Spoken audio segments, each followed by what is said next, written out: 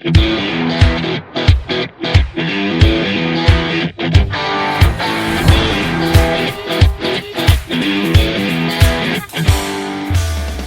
você falou da escola, duas escolas fundamentais no voleibol mundial, a escola asiática e a escola japonesa, né? A escola da União Soviética, com a força, e o japonês, com aquela velocidade, aquela agilidade, aquela defesa que a bola não caía, aquele rally. E onde é que fica a escola brasileira nesse meio termo? Acho que o Brasil tem muito também, né? Deu muito para o vôlei mundial. O Brasil, logo de cara, pegou muito a escola asiática, né? Fundamentalmente do Japão. Mas eu acho que a grande sacada do voleibol brasileiro foi justamente tentar fazer essa mescla entre a escola russa, né, a escola do leste europeu, que na época era Romênia, Bulgária, Polônia, União Soviética, aquele bloco todo, e junto com a técnica do voleibol japonês. E foi muito bom isso, foi muito legal, porque nós começamos a dar ênfase na parte física, trabalho de força, e sem perder a condição de agilidade, enfim, a técnica refinada, né? Então essa mescla foi muito interessante e depois veio a escola americana, a italiana, que puxou muito da escola brasileira. Então o Brasil ele foi muito foi muito positivo isso, essa mescla, né? Mas pelo fato da gente ir lá na época, a gente tinha pouca informação. A gente tinha pouca informação, porque hoje você tem aqui, hoje se tem um cara dando um treino diferente na Polônia, a gente está sabendo meia hora depois. Está tudo ali na internet. Tá tudo. Na época não tinha isso. Na época, olha, vamos fazer uma viagem para o Japão. Sim, vamos ficar 40, 50 dias. Não dava para ir e voltar, tem que aproveitar o máximo. Ia para a Rússia, né, para a União Soviética, ficava um tempão. Tá? E ali que a gente se atualizava. Pô, olha o que o cara está fazendo diferente, olha o que. Senão era só no campeonato, aquela surpresinha, quando viu já era. Né? Então a gente sabia que, por exemplo, no Japão eles estão treinando 6 horas por dia. Pô, vamos treinar 8, a gente quer ganhar do Japão, né? A Rússia está fazendo agachamento com 400 quilos. Vamos botar 500, a gente precisa ganhar dos caras. Então a gente ia buscando essas informações e tal. E era muito no vamos que dá, né? Então, pouca informação. Hoje é tudo, todo treinamento ele é quantificado e qualificado. Todo ele computadorizado. Os caras treinam com chip para medir a quantidade de salto, a frequência do salto, a qualidade do salto, em que momento que o salto está sendo melhor ou não, enfim. Aliado a isso, eu acho que uma coisa importante também foi sempre a criatividade do atleta brasileiro, sabe?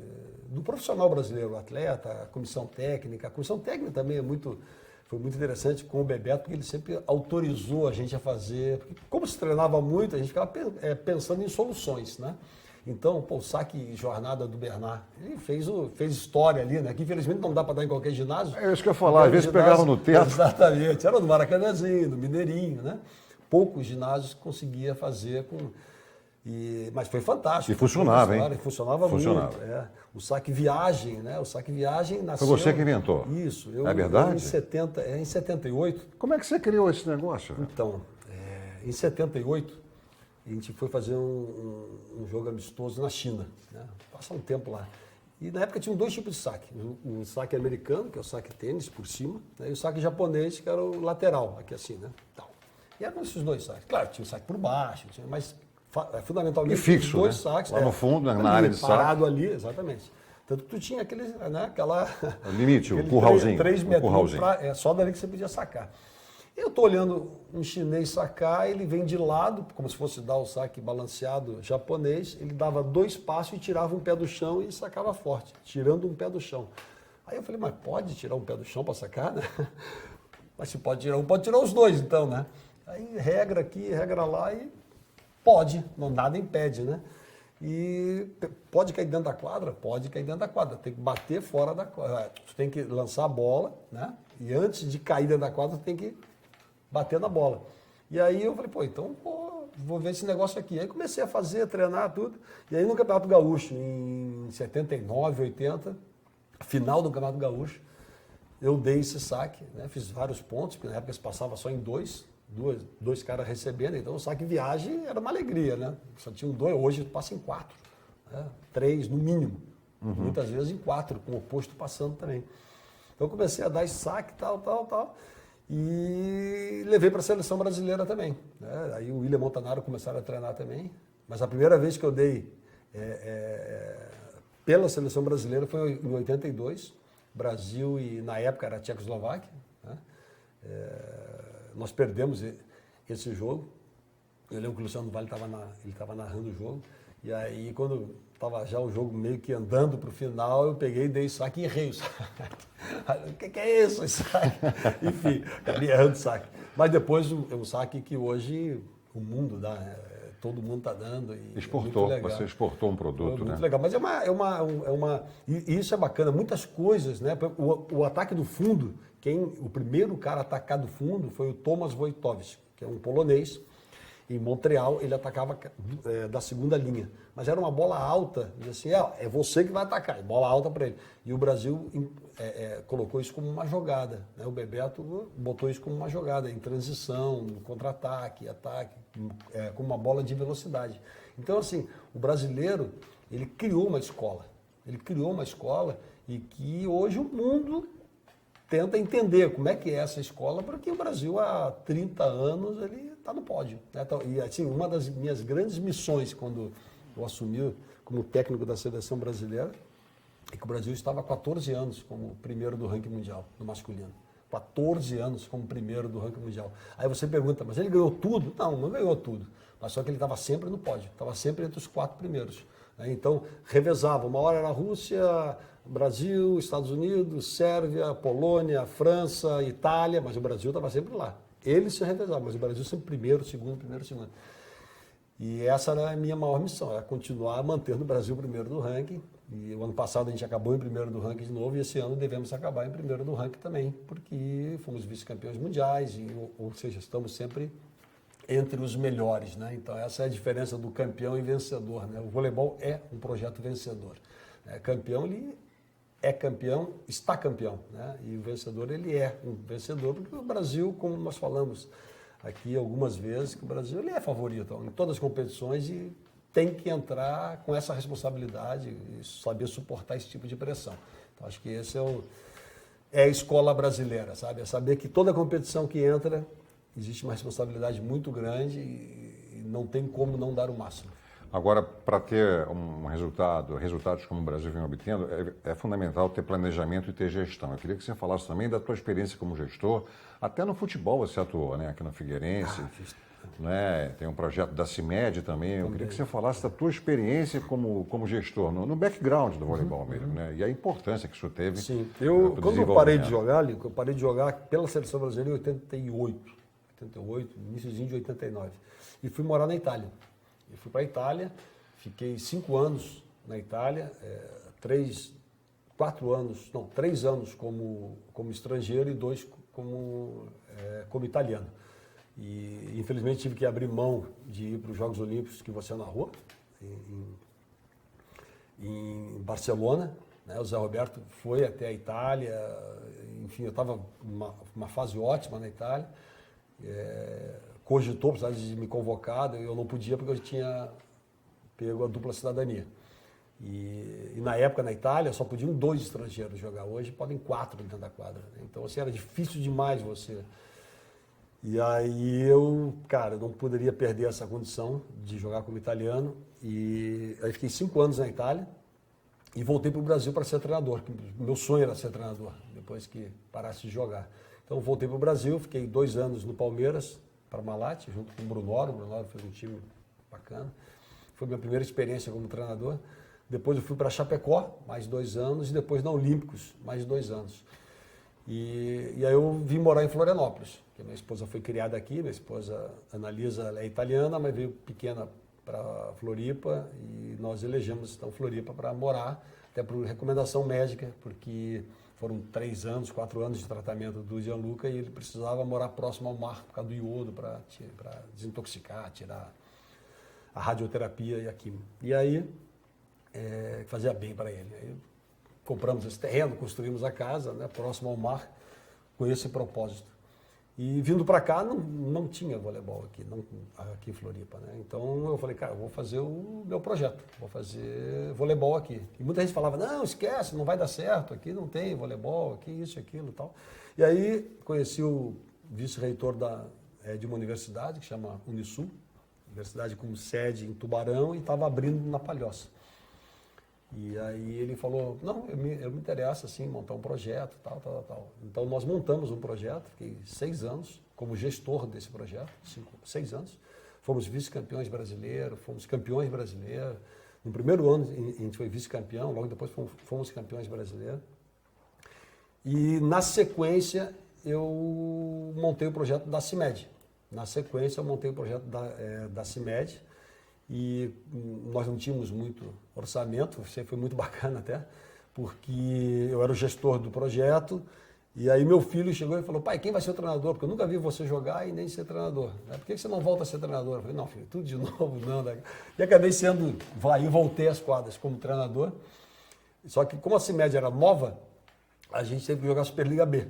Então, e foi muito bacana, porque na época eu contratei só garotos jovens, porque não tinha orçamento, e esses jovens eram o Bruninho, era o Éder, né? Eram garotos que hoje estão ali dentro. Depois veio o Lucão. E a gente jogou a Superliga B, e fomos campeões da Superliga B, e esse mesmo time, no mesmo ano, foi para a Superliga A, e fomos campeões da Superliga A com o mesmo time também. Então foi assim, um tremendo de um case. Aí no ano seguinte fomos vice-campeões, e a CIMED acabou sendo tetracampeã brasileira com esse grupo. E aí eu fui para a Itália, ser treinador na Itália. Fui ser treinador da Itália e fiquei 2 anos lá, na Cisla e Treviso, um projeto muito bacana também. Aí voltei para o Brasil, ainda para a área da gestão, e no final eu tive uma passagem no futebol também, né? Fiquei como diretor de marketing do Figueira. Isso. E é muito bacana, assim, porque você me perguntar qual é a tua formação. A minha formação são as quadras, a vida, a capacidade, talvez, de observar e analisar bons projetos e ter um certo aprendizado com aquilo. Então, eu tive a oportunidade, né, isso eu não posso negar, dentro da Unisul, por 6 anos, de fazer vários cursos dentro da Unisul de capacitação. Então, acho que isso foi muito legal, valeu demais para mim isso aí. Então, eu sempre gostei muito do marketing. Mas foi muito importante essa passagem na área da gestão, porque voleibol, 40 anos dentro do voleibol, a gente conhece voleibol, enfim, tal. Mas quando eu fui para a área da gestão, eu aprendi uma coisa que a gente não aprende dentro da quadra, que é a gestão de pessoas. Né? A gestão de pessoas. E isso é fundamental na hora que você comanda uma equipe de alto rendimento, uma seleção brasileira e tudo mais, né? Você gerir pessoas. Isso faz uma diferença tremenda. Então, assim, eu acho que tudo que eu vivi lá atrás, mesmo esse período que eu não estava dentro da quadra, mas sempre nos projetos no entorno da quadra, até mesmo nos últimos anos como diretor das seleções, diretor técnico das seleções, eu estava acompanhando o dia a dia dos trabalhos do Zé Roberto, do Bernardinho e tudo mais. E quando eu assumi a seleção, a primeira pergunta foi essa, mas Renato, tu está mais de 6 anos, 7 anos sem dirigir um time. Eu falei, é verdade, e talvez foram os anos que eu mais aprendi, porque voleibol eu já sabia. Eu aprendi uma coisa que eu não sabia que eu não sabia. Né? E foi uma escola tremenda. Ter ido, né, vivenciar, ter ido passar por algumas dificuldades de gerir pessoas. Então, de estar, né, na cabeça de um projeto e tudo mais. Isso foi de um aprendizado muito grande. E se você olhar para trás, Bernardinho, Zé Roberto, eles também são gestores dos seus projetos. E eu acho que isso é muito interessante. É muito interessante, querendo ou não, te ajuda a enfrentar todas as dificuldades, porque o treinador não é só ali pedir tempo, dar informação técnica e tudo mais, né? É gerir todo um processo do dia a dia, 1000 problemas que talvez muitas vezes não venham a público, mas é isso, é a vida como ela é, como se fosse o presidente de uma empresa, de qualquer estabelecimento, né? E tudo passa por ali, né? Tudo passa por uma coisa, que são pessoas, né? Então você tem que ter essas pessoas motivadas, capazes. E tirar 110% de cada uma delas, né? Para que tenha a performance, né, esperada. Sempre, né? aquele pouquinho mais, né? E a relação com a Par Mais, que é a empresa que você tem com a Analisa, sua esposa, Isso. que também é gestão financeira, planejamento financeiro, né? Então, essa empresa nasceu por uma necessidade pessoal. Quando eu casei com a minha esposa, ela era muito jovem, ela tinha 17 anos, nós casamos para ir para a Itália. Eu tinha 28, na época ela trabalhava de modelo e tal, não sei o quê. E aí foi trabalhar em Milão, eu falei, não, para com isso, né, tal. Ela começou a fazer direito lá na Itália, acabou que não se formou, faltou um semestre, e aí não conseguiu validar aqui no Brasil, por causa de, enfim. e aí fez administração. E desde lá eu já pedi para ela, pô, começa a cuidar do nosso patrimônio, que na época meu pai que cuidava e tal, e ela sempre teve isso muito forte dentro dela, sabe? Essa vontade, esse zelo, enfim, é uma coisa dela isso aí. E ela fez administração, já tinha a noção do direito e fez pós-graduação, MBA em mercado de capitais e tudo mais e tal. E começou a cuidar do nosso patrimônio e eu achei demais aquilo, porque ela fazia o dinheiro render, fazia, sabe? E eu falei, pô, mas é um negócio muito legal, que tem que passar para os meus colegas, porque assim, uma coisa que sempre me incomodava muito, porque eu sempre fui poupador, eu nunca fui um cara de... E isso me incomodava muito, não só dentro do voleibol, mas também no voleibol, em outras modalidades, você vê atletas que acabavam a míngua. Tanto pelo Brasil, ganharam muito bem também, que tinham uma vida no final, assim, de dar dó. Indigna, dó, né? Indigna, sabe? E eu falei, cara, alguém tem que precisar fazer alguma coisa por essa garotada, enfim, tal. E aí, pô, quem sabe a gente não transforma isso aí num modelo para tentar ajudar e tudo mais. Então nós começamos a fazer isso para quem estava próximo. E a gente começou a ver que existe uma demanda monstra para isso, sabe? Muito grande para isso. E aí começou a ideia com o esporte, mas hoje, enfim... já os extrapolou, clientes são, de todas as áreas, né? Todas as áreas, todo mundo precisa, né? Enfim, mas é uma empresa muito bacana, eu muito feliz porque ela traz muita satisfação, né? E ver você dar segurança para as pessoas. Bem-estar, né? E uma vida melhor depois que separa, né? Porque não é só investimentos financeiros, né? É a transição de carreira, planejamento, plano de aposentadoria, sabe? A gente chama de pé de meia, né? O pai da gente, a vovó falava o pé de meia. Exatamente. Né? Mas, na verdade, você tem que ter esse plano de ação, né? E a gente não para, e muitas vezes isso aí é proibido de falar. As pessoas não querem falar sobre isso. Mas é um fato, precisa falar, precisa ver.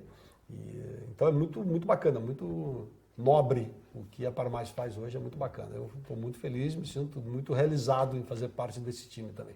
Fantástico. Mas para o Japão, Renan, qual é o teu plano, qual é o projeto, o planejamento para os próximos 2 anos, para o Brasil chegar fazendo valer toda essa trajetória da qual você participou, vitoriosa. O Brasil tem que entrar como favorito sempre, né? Lógico. E o Brasil, por mais que ele talvez no papel ele não esteja como favorito, mas ele é reconhecidamente e percebido por todos uma das forças do voleibol mundial e vai ser sempre cobrado como um dos candidatos ao título. Que jogou as 5 últimas finais de Mundial, tem que ser cobrado. Nós não podemos fazer de conta que não é verdade. Nós temos essa responsabilidade, então nós vamos levar sempre o que tiver de melhor naquele momento. Porque esporte é momento. Então, nós temos agora um ano importante, que é um ano pré-olímpico, onde não dá para fazer sangrar alguns jogadores, que podem vir a ser importante no Mundial. Então, é um ano que a gente vai dar uma chance, uma abertura maior para surgir novos garotos. Novos talentos. E assim, vou ser muito sincero, a Superliga diz muito para mim. É uma competição bastante equilibrada, uma competição boa. Então, os jogadores que se destacarem na Superliga, fatalmente vão ter chance na seleção brasileira. E os jogadores que não forem bem na Superliga, claro, vamos tentar entender o porquê, né? Mas é um trabalho de continuidade. A Superliga não é isolada da seleção brasileira, nós temos que trabalhar muito próximos, né? Então, esses atletas têm que fazer uma competição boa nos seus clubes e dar sequência na seleção brasileira. Então, para o ano que vem, nós temos 5 competições, que é a Liga das Nações, Sul-Americano, Pré-Olímpico, Copa do Mundo e Pan-Americano, pelo menos 2 dessas competições devem ir uma seleção B, uma seleção um pouco mais jovem, para dar espaço para essa garotada. Isso não quer dizer que vai entrar, não. Todas as competições do Brasil entra para vencer. Ponto. Por quê? Porque existe essa pressão. Mas, infelizmente, eu não tenho como botar em 6 meses de trabalho em 5 competições internacionais o mesmo time.